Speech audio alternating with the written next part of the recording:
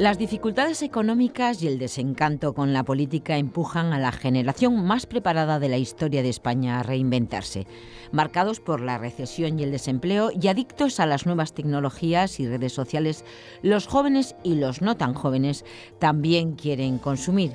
Y ante las dificultades, ya se sabe, la juventud se crece. Los obstáculos llevan a esta generación a explorar nuevos modelos económicos para reducir costes. La solución: compartir gastos. Es la llamada economía colaborativa.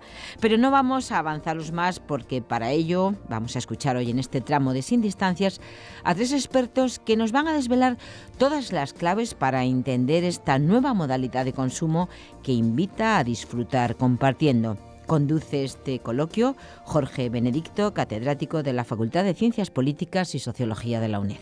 Efectivamente, vamos a tratar un tema que yo espero que va a interesar a muchas personas, porque es un tema bastante actual y sobre todo porque se trata de un fenómeno emergente, de alguna forma un fenómeno muy novedoso, en un mundo en el que parecía que todo estaba presidido por la lógica del beneficio privado y de la competencia. Empiezan a aparecer nuevas formas de relación, nuevas formas económicas que por lo menos nos empiezan a hacernos preguntar por qué significado tiene esto y encima qué relación tiene con los jóvenes, con las culturas juveniles, etc.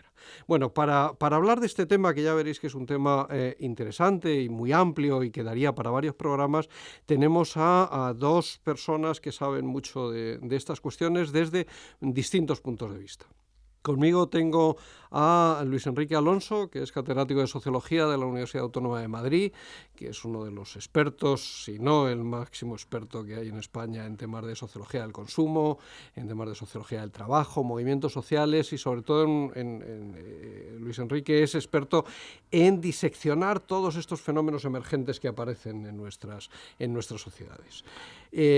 Y junto a Luis Enrique tenemos a Javier Gil, que es investigador predoctoral en el Departamento de Ciencia Política de la UNED, que está haciendo un trabajo de investigación, una tesis doctoral sobre un fenómeno que luego de alguna manera él nos intentará resumir un poco, que es la prosumición en el contexto de la crisis del trabajo actual. Ya veréis que esto de la prosumición, los prosumidores, es un concepto al principio un poco difícil de entender, pero que luego, cuanto que manejemos dos o tres ejemplos, veréis que es algo que está muy relacionado con nuestra vida diaria. Bueno, mi intención es que yo intentaré hablar lo menos posible y que hablen sobre todo aquí los que saben del tema. Por resumir y por introducir muy rápidamente el tema, como os decía antes, ¿de dónde surge? Bueno, pues surge de una especie de paradoja en la que nos encontramos. Y es que conforme esta lógica del beneficio privado, del mercado, de la competencia, cada vez se va haciendo más hegemónica y cada vez parece que todo está presidido por el mercado, bueno, pues al mismo tiempo empiezan a surgir entre determinados sectores una idea básica, que es esa idea de que colaborar o compartir parece que puede empezar a ser más eficaz y más rentable que competir. Y a partir de esa idea empiezan a construirse espacios abiertos donde se pone en común el conocimiento, las actividades. Todos nos viene a la cabeza inmediatamente el fenómeno de la Wikipedia o el fenómeno de los sistemas operativos abiertos, Linux, etc. Pero al mismo tiempo, conforme estas prácticas colectivas empiezan a ampliarse y a diversificarse, también se mercantilizan, se privatizan y todo el propio valor generado en estas prácticas y inmediatamente tenemos que hablar de fenómenos que están además muy, muy de actualidad, como puede ser la presencia de la plataforma Uber, lo que está significando para el mundo del ocio y del turismo, plataformas como Airbnb, BlaBlaCar, etcétera, etcétera. Pero no querría que solamente nos quedáramos en eso, sino que también hay muchos otros fenómenos de gestión colectiva de bienes comunes de la cual quería que habláramos, pues de consumo colaborativo, de bancos del tiempo, huertos compartidos, etcétera. Como veis, el tema es muy amplio y entonces yo querría empezar preguntándole a Luis Enrique que nos aclare un poco este concepto de economía colaborativa. Luis Enrique, para ti, ¿qué es esto de la economía colaborativa y sobre todo qué distinciones tendríamos que tener en cuenta para empezar a entender un poco este panorama tan amplio y complejo? Pues en principio gracias por invitarme al programa y un buen programa para todos. El fenómeno es un fenómeno complejo, como era de esperar, y tú lo has colocado muy bien, lo has encajado muy bien. Es un espacio ahora muy diverso, cada vez más diverso, pero que se coloca entre los dos modelos de gestión económica que conocemos habitualmente prácticamente porque se han hecho únicos entre la economía privada, la economía del beneficio, el del individualismo posesivo típico, el que conocemos como el gran asignador de recursos en el capitalismo. Es la economía de los precios y el precio es el que fundamentalmente regula el acceso a este consumo del bien. El otro, aunque en un cierto ataque y decadencia, es el propio consumo público. El Estado es el que produce los bienes y las reglas de distribución, que no están ligadas directamente al precio, sino que están ligadas también a pactos políticos previos sobre el acceso a ese bien con desde la gratuidad absoluta hasta precios moderadores, precios intermedios, precios públicos, etcétera. Esos son los dos espacios básicos de la economía. El tercer espacio, este espacio de la economía colaborativa, es un espacio que ha estado presente entre nosotros desde la propia transición del feudalismo al capitalismo hasta nuestros días. Es decir, es el espacio en el que no son los precios ni tampoco es el Estado el que regula, sino que es la propia capacidad de intercambio, la propia capacidad activa de las personas para construir lugares en los que se reparten, intercambian, colaboran para producir un servicio o para sencillamente, bueno, pues consumirlo, ¿no? En este espacio, como va a hablar mi compañero luego, producir y consumir se acercan de nuevo, porque el mismo fenómeno de producir puede ser un fenómeno de consumo y el propio consumo indica muchas veces producción. Es un espacio complejo que a mí me parece que podría ser definido porque no es un espacio en el que esté regulado por precios ni está regulado por el Estado. Está regulado fundamentalmente por una actividad ciudadana, por una actividad comunitaria, que es la de compartir.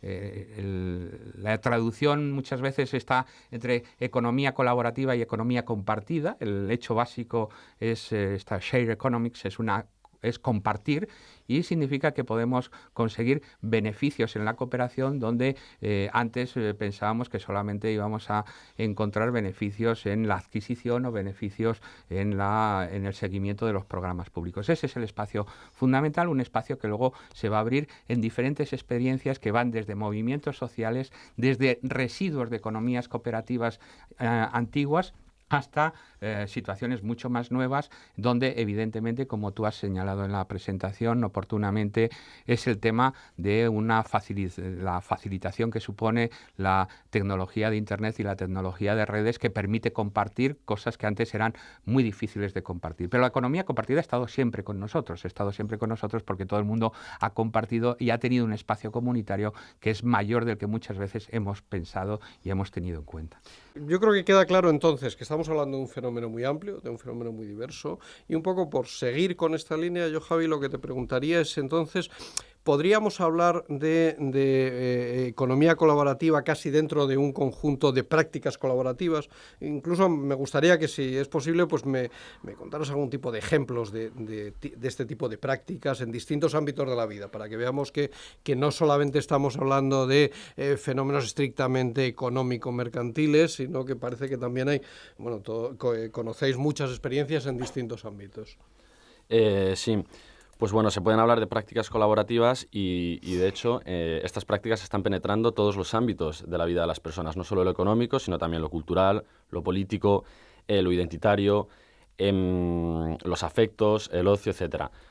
Algunos ejemplos de los que podemos hablar, pues bueno, en lo estrictamente económico, podemos hablar desde el mundo de lo financiero, el crowdfunding, como formas de financiación colaborativas. En términos de la alimentación, bueno, en términos de intercambio, pues una de las cosas por la que es más famosa por estas páginas, la economía colaborativa, es estas plataformas de intercambio, como son intercambio de muebles usados, de ropa, de herramientas, etcétera. Algunas son de intercambio, otras son de préstamo, es transformar esos bienes que tú posees en servicios.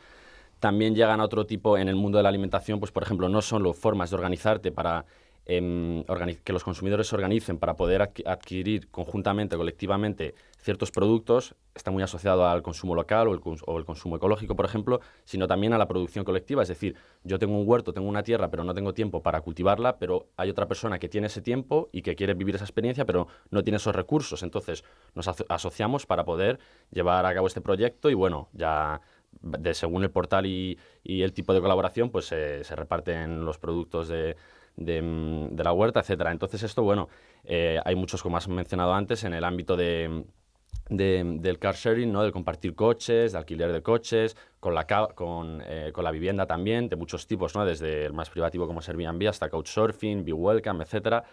Y bueno, y podemos hablar que básicamente, bueno, en el mundo del ocio también están surgiendo todo tipo de plataformas para que puedas, por ejemplo, practicar deportes sin necesitar a tu red de amigos de toda la vida para echarte una pachanga de fútbol o jugar al pádel o lo que sea. Pues hay aplicaciones que te permiten gestionar ese ocio de manera colectiva, el mundo de los afectos, etcétera. Veo, como podéis ver, el panorama que se nos abre es tremendo, tremendamente interesante, y yo creo que la primera conclusión que sacamos es que esto no se reduce a una cuestión de una plataforma de coches compartidos o solamente de alojamientos turísticos, sino que va mucho más allá. Pero la pregunta que a mí me surge, esta os la quería hacer a los dos. ¿Por qué empezamos ahora a hablar de esto?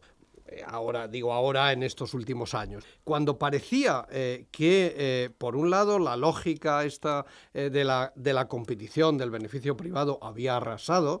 Después de la crisis, si algo está claro que es el único triunfante, parece ser que es el propio capitalismo y tal, y desde el punto de vista de las ciencias sociales cada vez se hablaba más del individuo, de la individualización. Parece que vivíamos en un mundo cada vez más atomizado. En cambio, ahora empezamos a hablar de compartir, casi de una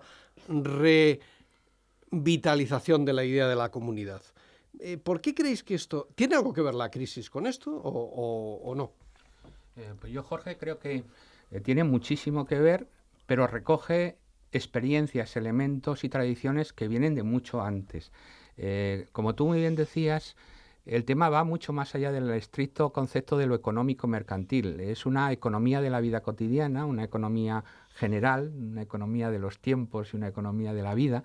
Y eso significa que precisamente ese fenómeno que tú sugerías de la crisis ha sido en buena medida el que ha lanzado a la opinión pública, y no solo a las minorías activas, sino también al gran público, el fenómeno. Por una parte, porque, y vamos a hablar de la parte de la crisis política, la desconfianza con respecto a la política convencional, incluso a los bienes públicos convertidos en, digamos, en simples lacayos de las acciones privadas, la desafección política que vosotros habéis estudiado tanto, y el aspecto de desconfianza hacia lo público ha hecho que se busque una tercera vía entre un mercado que, por definición, es un mercado que ha sido bastante depredador, sobre todo en sus elementos financieros, y un sistema público que parece que no ha dado la talla en la defensa de la ciudadanía.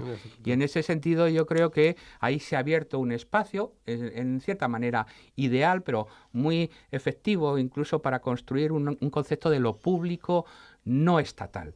Y creo que esto es un elemento fundamental. Lo público no estatal es un elemento colaborativo que llama a situaciones tradicionales de lo comunitario, como tú muy bien decías, pero también a nuevas situaciones de la comunidad virtual o la comunidad de Internet, que al fin y al cabo pone una situación, digamos, de economía total, ¿no? De economía total de las prácticas, como también tú sugerías antes, y esto es muy interesante. Para mucha gente es un desafío simbólico en la línea de los movimientos sociales, es un desafío de creatividad social. Para otra gente es una forma de sobrevivir literalmente, y esto ya me gustaría también que quedase claro. Es decir, no solamente es un movimiento de moda, es un movimiento también de supervivencia para mucha gente que ha quedado lejos de los mercados y no amparada por lo público, y eso yo creo que ha creado este espacio, digamos, de una cierta opinión pública genérica sobre el tema.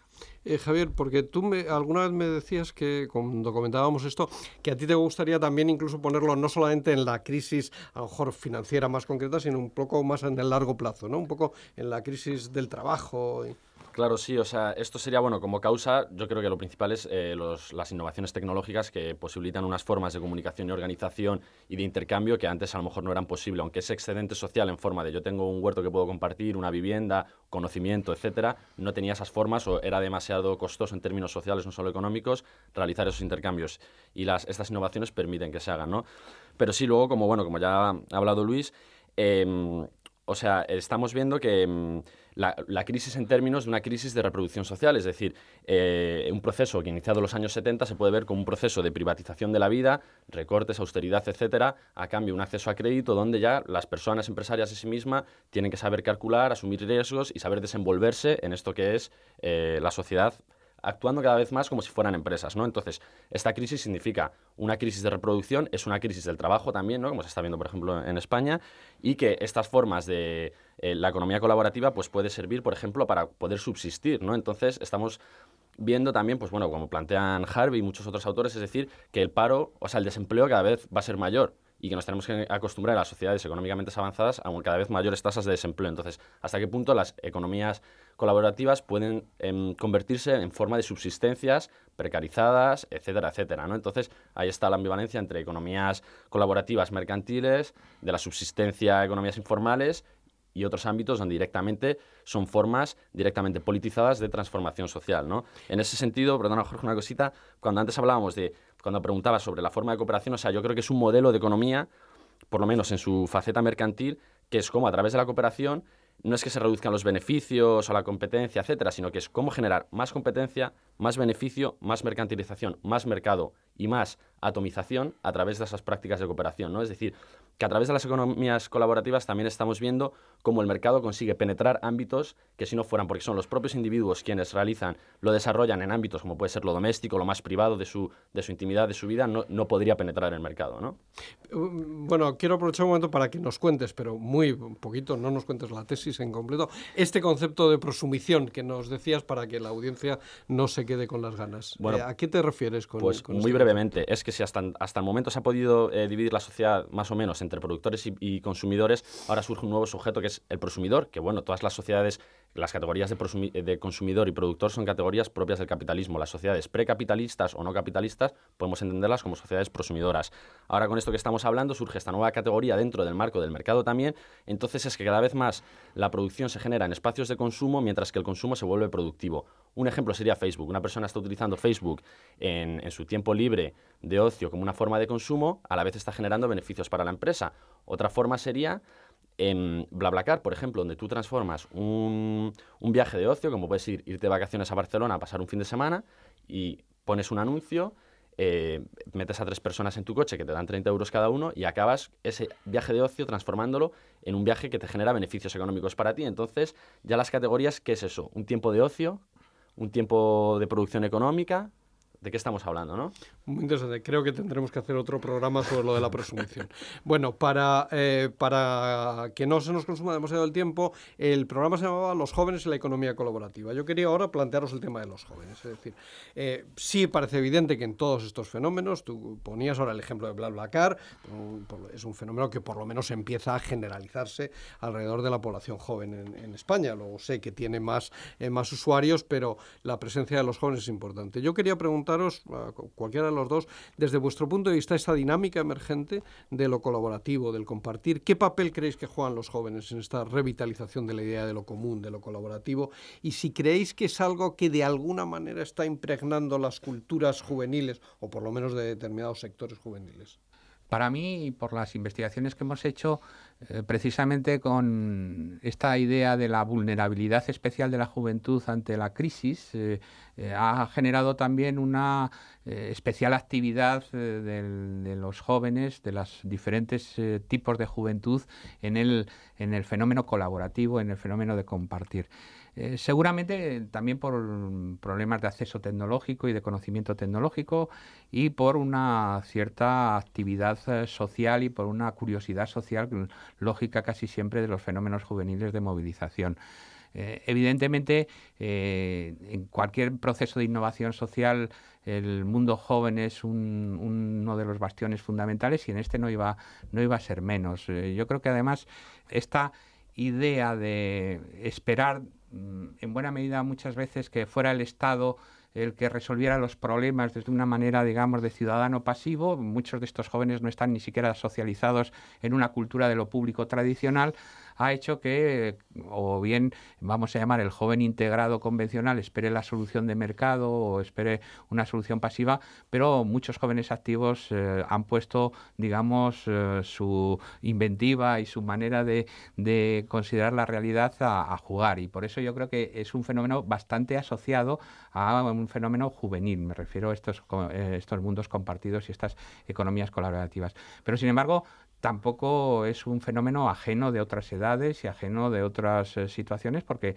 es bastante también intergeneracional y tiene... y una cosa importante en este sentido intergeneracional, por las investigaciones que nosotros hemos visto, que hay también una especie de traslado de conocimiento y traslado de prácticas que muchas veces habían quedado más o menos ocultas en la propia tradición mercantil, pues se han rehabilitado y se han rehabilitado, y este tipo de situación entre jóvenes y mayores o gente que había vivido una cultura comunitaria previa, nosotros lo hemos visto en algunas investigaciones, y esto es muy bonito en el sentido de que rompe con la idea de una situación de cierre de edad, ¿no? De cierre de generación. Yo creo que también hay, por todo este tema de los huertos, por ejemplo, en donde gran parte del conocimiento experto tradicional y popular de generaciones mayores estaba siendo pasado a generaciones muy jóvenes, y esto es bonito, la verdad. Y Javier, ¿tú qué te parece? Pues me parece muy interesante, o sea, ver cómo están utilizando los jóvenes todas estas herramientas, ¿no? Porque tienen una gran capacidad de apropiarse de ellas, reutilizarlas y generar cosas nuevas, ¿no?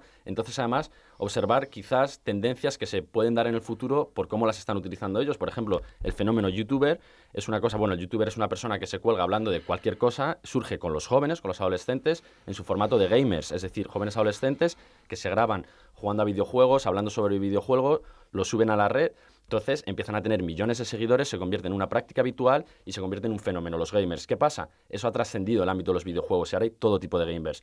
En el ámbito de la cultura, de la política, ahora algunas muy famosas sobre modas, una mujer que sale aquí hablando sobre moda, otra en España que es muy famosa es una ama de casa que hace la compra, entonces pues te va sacando la bolsa de la compra, se graba y lo sube a YouTube y hablándote de ofertas, de precios, de un supermercado, de otro, y ya han generado auténticas comunidades de seguidores estas personas, ¿no? Entonces estamos viendo cómo se está ampliando a todos los ámbitos sociales, una cosa que surge de los adolescentes, ¿no? Y entonces tú crees, Javier, que precisamente estas prácticas y estas prácticas tan emergentes y al mismo tiempo novedosas tienen un potencial de innovación y transformación social evidente?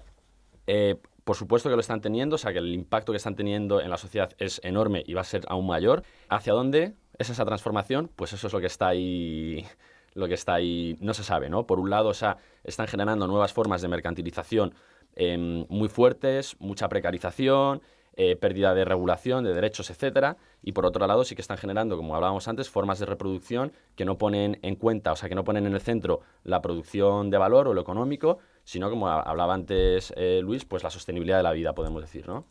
Pues entonces, con esto vamos a ir acabando y sería la última pregunta. ¿Hacia dónde creéis que vamos? Es decir, hay algunos autores que hablan, por ejemplo, de la construcción de una sociedad colaborativa. Tú antes, Luis Enrique, hablabas de una cuestión que me parece muy interesante, que era el tema de la comunidad, la colaboración. Una cosa que a mí también me querría subrayar es el nuevo papel que en este tipo de prácticas tiene la confianza. Para los sociólogos y para el pensamiento social, la idea de confianza había sido central en la cohesión social de la sociedad, y si algo caracterizaba a la sociedad posmoderna o la sociedad, digamos, de la crisis de la política, era precisamente que la confianza había prácticamente desaparecido, la confianza generalizada. Y en cambio, este tipo de prácticas, muchas de ellas, parten de tener confianza en que la persona que va a llevarte en el coche no es un loco, que la persona con la cual vas a hacer el grupo de consumo colaborativo no se va a quedar con las cosas y vais a lograr un buen acuerdo. Es decir, ¿crees que de alguna manera estos fenómenos apuntan también hacia nuevas formas de relación social, incluso nuevas formas de ciudadanía? Sí. Muy interesante cuestión. Jorge, la primera cosa habría que decir por este tema de la confianza, que es fundamental en el consumo colaborativo. Hay un concepto que se maneja constantemente en la economía compartida, que es el concepto del valor reputacional. La idea de que, al fin y al cabo, tú entras en ese intercambio porque esa red, que es una red comunitaria, puede ser más o menos informatizada, es el que te da la confianza para utilizar ese servicio, que seguramente si no existiera esa red autocreada no entrarías en él porque tendrías desconfianza de que vas a entrar en peligro, vas a entrar en una situación, digamos, sospechosa. Y entonces, la confianza surge de la propia comunidad hecha en red, y esto es interesante y es una novedad social. Una novedad social que me parece que nos lleva a una de las cosas fundamentales de esto, y es que lo comunitario aquí tiene un valor que centra el tema en lo social, en lo político, y que transforma el valor de lo económico y lo desmercantiliza en algún sentido. Es decir, economía no es solo mercado, economía es la forma en la que las personas solucionan sus necesidades y, por lo tanto, puede haber economías no mercantiles, incluso economías no mercantiles modernas. Y esto yo creo que es fundamental, que nos relaciona directamente con lo político y con lo social, y que crea una situación de relación con movimientos sociales. Y la última cosa, que tú lo has señalado, el tema de la regulación. Es evidente que la deriva mercantil puede existir y existe directamente, es decir, están apareciendo nuevos mercados donde parecía que iban a haber comunidades, y por otra parte están apareciendo todo tipo de consecuencias no queridas. No sabemos muy bien la seguridad, la confianza, los derechos laborales, etcétera, etcétera. Yo creo que para cerrar el ciclo habría que cerrarlo sobre una idea de auténtica economía colaborativa y no confundir al final todo con una especie de nuevo mercado de plataformas digitales o nuevo mercado de situaciones de intercambio no convencionales. Yo creo que ahí también la regulación es necesaria. Yo sigo pensando que el valor de la economía pública es fundamental y la regulación es fundamental. No puedo pensar ni dejar de pensar esto. Y la última idea que tú has lanzado es decir, precisamente yo creo que en la modestia está el triunfo de estas cosas. Es decir, frente a grandes construcciones de pensar que es la súper alternativa y que ya no es el socialismo, es esta especie de comunitarismo, tenemos que pensar en un pluralismo de formas de existir, y seguramente esto va a ser una situación muy importante, muy diversa, que va a dar muchas cosas buenas a la sociedad, pero que también tenemos que empezar a pensar que no todo lo que aparece es la alternativa, sino que tenemos que vivir en un pluralismo de condiciones sociales. Javier, ya entonces para cerrar, ¿a ti qué te parece esta idea de la sociedad colaborativa? ¿Te parece una especie de utopía, un nuevo engaño en el que estamos atrapados, o crees que por ahí hay un camino que hay que seguir explorando? Hombre, creo que hay un camino, sí, que hay que seguir explorando, que no se sabe qué va a pasar, ¿no? O sea, que sí que es cierto que, bueno, no hemos hablado de la crisis del trabajo. Yo estoy viendo que esto surge en un contexto de la crisis del trabajo, que el trabajo que ha sido un eje fundamental para la construcción de las sociedades capitalistas.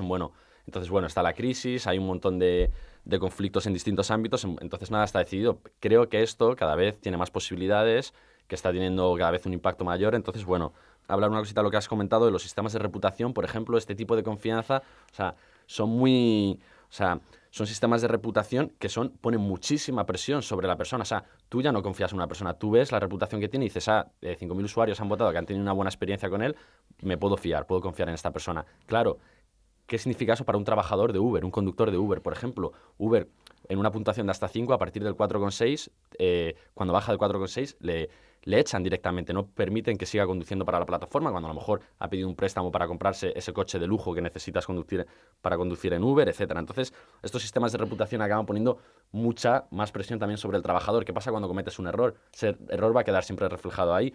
Ahora lo que se busca es que estos sistemas de reputación se unifiquen y amplíen a todos los distintos ámbitos. No tengas tu perfil en Uber, tu perfil en Airbnb, tu perfil en Huerto, no, tengas uno unitario donde se pueda ver cómo actúas en los distintos ámbitos de tu vida, etcétera. Entonces, que igual que posibilita nuevas formas de organización e intercambio que ayudan, que desmercantilizan y ponen la vida en el centro, pues por otro lado está esa otra esfera mercantil que es a mí la que más pánico me da, ¿no? Que quizás está teniendo unos impactos que habría que revisar.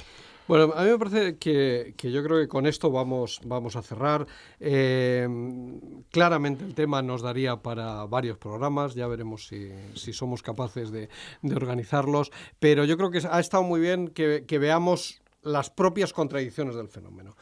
un fenómeno muy interesante, un fenómeno emergente, pero que tiene múltiples caras, en las cuales ni nos podemos confiar en que esto es la panacea, esto es el cambio que nos va a traer a una nueva vida, pero por otro lado también es verdad que está alumbrando y teniendo consecuencias muy importantes en otros ámbitos de la vida. Para otro momento nos quedaría, por ejemplo, el reflexionar cómo estas nuevas prácticas colaborativas que se dan en el ámbito económico o mercantil, pero que se dan en muchos otros campos, en generación del conocimiento, etcétera, pues están teniendo una trascendencia pública. Es decir, cómo se están transfiriendo a la nueva construcción de la esfera pública. Muchos de los fenómenos políticos de los cuales últimamente hablamos tienen algo que ver con estas nuevas formas de pensar y de comportarse. Bueno, pues esto es otro tema que tenemos que tratar en otro momento. Yo, sin más, quiero dar las gracias tanto a Luis Enrique Alonso como a Javier Gil. Ha sido un placer teneros en este programa y hasta una próxima ocasión. Muchas gracias. Muchas gracias.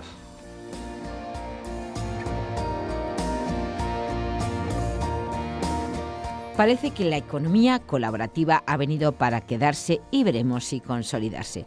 Emplazamos a nuestros expertos a que nos lo vengan a comentar en un futuro no muy lejano y disfrutar de un nuevo coloquio como este que han mantenido Jorge Benedicto, catedrático de la UNED en la Facultad de Ciencias Políticas y Sociología, conductor de esta charla, Luis Alonso, catedrático de Sociología de la Universidad Autónoma, y Javier Gil, investigador en el Departamento de Ciencia Política de la UNED. Gracias por escucharnos. Mañana volvemos, si así lo quieres, aquí en Radio 3 a la misma hora.